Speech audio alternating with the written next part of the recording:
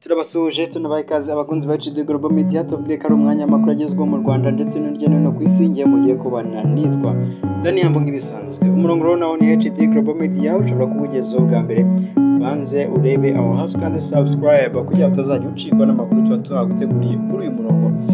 Amakuru tuje guhera mu Rwanda nyine nk'ibisanzwe reka rero muhikaze tuze tutangira kumva. HD Global Media. Makuru yacu tuhere mu Rwanda tuhere mu karere ka Huye ku nkuru ibabaje aho umusaza w'imyaka 72 yasanzwe ku nzira yapfuye.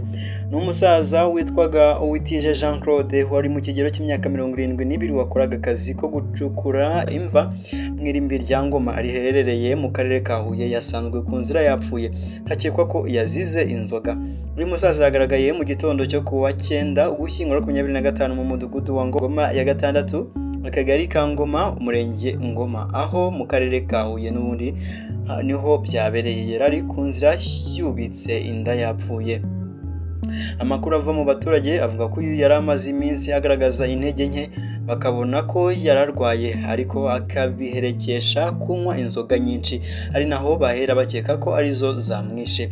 Umuvugizi wa polisi mu ntara y'Amajyepfo CIP Kamanzi Hasani yavuze ko amakuru atangwa n'abo baturage bajyaga basangira akavuga ko ngo yari amaze iminsi 2 agaragaza intege nke agakunda kuba yicaye babona ngo arwaye. CIP Kamanzi yakomeje avuga ko ngo mu gitondo yagaragaye yitabye Imana ngo yararyamye hasi ku nzira yubitse inda nta bikomere ngagaragaza. Polisi na RIB bamaze kumenyeshwa bahageze bafata umurambo bawujyana ku bitaro bya kaminuza bya Butare CHUB kugira ngo ukorerwe isuzuma. CIP Kamanzi yakomeje avuga ko umuryango wa nyakwigendera wahise umenyeshwa iby'urupfu anaboneraho kuwihanganisha. Kimwe rero ni Rubavu naho n'ubundi ni inkuru isa nk'iyahanihuye aho umugabo yasanzwe mu muhanda yapfuye yatemwe mu maso. Nimanishimwe Theogene w'imyaka 42 wo mu karere ka Rubavu yasanzwe mu muhanda yapfuye bigaragara ko yatemaguwe mu maso. Amakuru y'urupfu rwe yamenyekanye mu gitondo cyo kuri uyu wa mbere itariki 10 ugushyingo 2025 mu murenge wa Bugeshi akagari ka Buringo ho mu mudugudu wa Butaka. Umunyamabanga nshingwabikorwa w'umurenge wa Bugeshi Murindangabo Eric yavuze ko abantu bari batwaye umurwayi kwa muganga ngo nibo babonye umurambo we barabamenyesha ngo barahagera basanga yishwe urw'agashinyaguro atemaguye mu mutwe imipanga 5 mu maso n'umupanga bamutemye kwivi ry'iburyo. Gitifu Murindangabo yavuze ko uyu mugabo yakoraga akazi ko kogosha mu centre ya Butaka. Amakuru agera ku kinyamakuru dukesha inkuru Igihe nuko hamaze gufatwa abantu 7 bakekwaho kugira uruhare muri uru rupfu mu gihe iperereza rigikomeje. Umurambo wa nyakwigendera wajyanywe ku bitaro bya Gisenyi gukorerwa isuzuma mbere yuko ushyingurwa. Naho kandi tujya hanze y'u Rwanda naho duhereye kuri inkuru ibabaje tubabwire ko umugenzi yapfiriye mu ndege yajyaga i Maputo. Ni umugenzi w'umugore ukomoka muri Angola yapfiriye mu ndege ya TAG Angola Airlines ubwo yari mu rugendo rwerekeza i Maputo muri Mozambique ku wa 6 itariki 8 Ugushyingo. Urupfu rwe rwemejwe nyuma yuko indege yari imugejeje i Maputo. Mu itangazo ryasohowe n'iyi kompanyi y'indege hagaragajwe ko habayeho ikibazo cyihutirwa cy'uburwayi bw'umugenzi waruturutse muri Angola akaba yaraherekejwe n'umugabo we. Iri tangazo rivuga ko bamaze kubona ko umugenzi afite ikibazo cy'ubuzima abakozi b'indege bahise bakora ibishoboka byose bamuha ubufasha bw'ibanze ndetse bahita bamenyesha ko hakenewe abaganga biteguye kumwakira bageze ku kibuga cy'indege. Ubwo indege yageraga i Maputo inzego z'ubuvuzi za leta ya Mozambique zahise zisuzuma zemeza ko uwo mugenzi yapfuye. Nyuma yaho inzego z'ubuzima zo ku kibuga cy'indege hamwe n'abashinzwe iperereza bahise batangira gukusanya ibimenyetso kugira ngo hamenyekane icyateye urwo rupfu.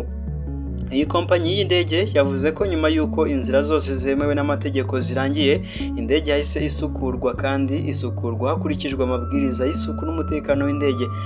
TAG Angola Airlines yihanganishije byimazeyo umuryango n'inshuti z'uwo mugenzi. Naho kandi Perezida Ruto yatangaje ko Kenya itari gukumira inama ya kabiri y'i Nairobi ngakaba aticuza kuba yarategetse abapolisi kurasa bigaragambya mu kaguru. Perezida William Samoei Ruto wa Kenya yatangaje ko igihugu cye kitari gukumira inama ya Joseph Kabila wayoboye Repubulika ya Demokarasi ya Kongo n'abamushyigikiye yabereye i Nairobi kuko abanyakenya bagendera ku nzira ya demokarasi. Mu Ukuboza 2023 Nairobi muri Kenya habereye inama y'abanyekongo yari iyobowe na Colonel Nanga wabaye perezida wa komisiyo y'amatora wa Kongo bashinga ihuriro FFC rirwanya ubutegetsi bwa Perezida Felix Tshisekedi. Itariki ya 15 kwakira Kabila n'abamushyigikiye nabo bahuriye mu inama i Nairobi bashinga ihuriro rishya ryitwa Savons la RDC rifite intego yo gukemura ibibazo bibangamiye RDC birimo umutekano muke n'ubukungu bwawuhungabanya. Izi nama zombi zavugishije guverinoma ya Kongo igaragaza ko Kenya iri guhinduka urugo rw'abatifuriza amahoro Kongo kuko ishinja ihuriro rishya rya Kabila umugambi wo guhungabanya umutekano w'igihugu ryifatanyije na FCM23. Mu kiganiro kuri Al Jazeera, Perezida Ruto yatangaje ko nubwo leta ya Kongo ishinza Amerika gushyigikira abayirwanya, igihugu cye kidashobora gukumira abantu batari abanyabyaha bashaka urubuga rwo gutangiraho ibitekerezo byabo. Yavuze ko ngo kubera ko Kenya ari igihugu kigendera kuri demokarasi, Kongo ngo ibyivuga atari byo. Yakomeje avuga ko ngo batabuza abantu kuza Nairobi ngo birukana abanyabyaha, ariko abantu bashaka ubwisanzure ngo bo ngo ntabwo babakumira. Perezida Tshisekedi amaze igihe yijunditse Ruto amushinja kudindiza ibiganiro bya Nairobi byatangijwe na Uhuru Kenyatta bihuza abanyekongo bafite aho bahuriye n'amakimbirane yo mu burasirazuba bwa Kongo.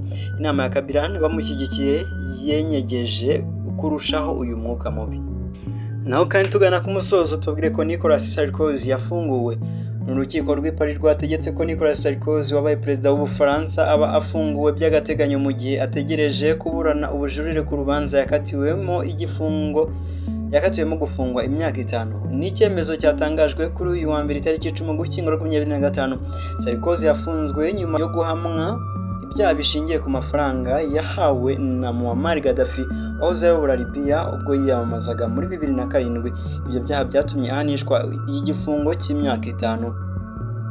Ubwo yajyanwaga muri gereza izwi nka Prison de la Santé iherereye mu gace k'aho ngaho i Paris, abamwunganira mu mategeko bahise basaba ko afungurwa by'agateganyo. Urukiko rw'ubujurire rw'i Paris ku wa 10 Ugushyingo 2025 rwategetse ko afungurwa by'agateganyo ariko akazakomeza gucungirwa hafi n'inzego z'ubutabera. Yari amaze ibyumweru 3 muri gereza.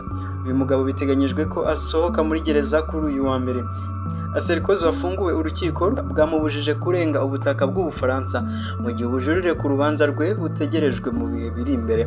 Ubushinjacyaha kuri iyi nshuro nabwo bwasabye ko Sarkozy arekurwa ariko akazakomeza kugenzurirwa hafi n'inzego z'ubutabera. Sarkozy wayoboye Ubufaransa hagati ya 2007 na 2012 ahakana ibyaha byose akavuga ko ari byo bamuhimbiye. Sarkozy yavuze ko ibyumweru 3 yari amaze muri gereza ari ibihe bigoye cyane kuri we n'abandi bafunzwe bose. Munyemerero mbere y'uko dusoza n'ubundi nk'ibisanzwe tubanze tugaruke ku byaranze uyu munsi mu mateka. Turi tariki ya 10 Ugushyingo 2025. Ni umunsi wa 314 mu minsi igize umwaka. Hasigaye iminsi 51 ngo uyu mwaka urangire. Ni umunsi mpuzamahanga wahariwe guteza imbere siyansi, himakazwa amahoro n'iterambere. Ibi ni bimwe mu byaranze uyu munsi mu mateka. 1959 Nyundo yemejwe nka diyoseze. 1999 Hassan Ngeze wagize uruhare mu ishingwa rya radio RTLM yakatiwe gufungwa burundu n'urukiko mpanabyaha rwari rwarashyiriweho u Rwanda na Arusha. 1971 muri Cambodia ingabo za Khmer Rouge zagabye ibitero mu mujyi wa Phnom Penh ndetse no ku kibuga cy'indege cyawo zihitana abantu 44 zinashwanyaguza indege zirenga 30. 1989 Todor Zhivkov wari umukuru wa Repubulika ya Bulgaria yakuwe ku butegetsi asimburwa na Petar Madrinov. 2019 Perezida wa Bolivia Evo Morales hamwe n'abandi benshi bo muri guverinoma ye beguye ku mirimo yabo nyuma y'iminsi 19 abaturage bari bamaze bigaragambye bavuga ko habaye uburiganya mu matora. Twigire mu muziki.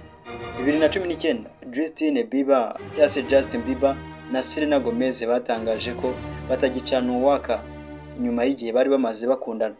nyuma baje gusubirana bagenda bashwana kugeza ubwo muri 2019 baje gufata icyemezo umwe acukwe n'undi acukwe. Nako bavutse twavuga nk'uwavutse 1919 aho havutse Mikhail Karamshinov, Umurusiya wakoze imbunda ya AK-47. 1959 havutse Karidinali Kambanda Antoine cyangwa se Antoine Karidinali Kambanda. Naho ku bapfuye umunsi twavuga nk'uwapfuye 2003 aho hapfuye Kanani Benana wabaye perezida wa mbere wa Zimbabwe. 2008 umuhanzi Mariam Makeba wamenyekanye cyane mu ndirimbo Malaika no kurwanya ivangura rishingiye ku ruhu byaranze Afurika y'Epfo nawe niho yitabye Imana. Tunabwire ko amakuru yacu twasoreje hano giye mwabanye nitwa Dani Hambo, reka tubashimire kandi tubararikira andi makuru tuba ducisha kuri uyu murongo mujye mukomeza kubana natwe. Ciao ciao, turabakunda cyane, bye. HD Global Media.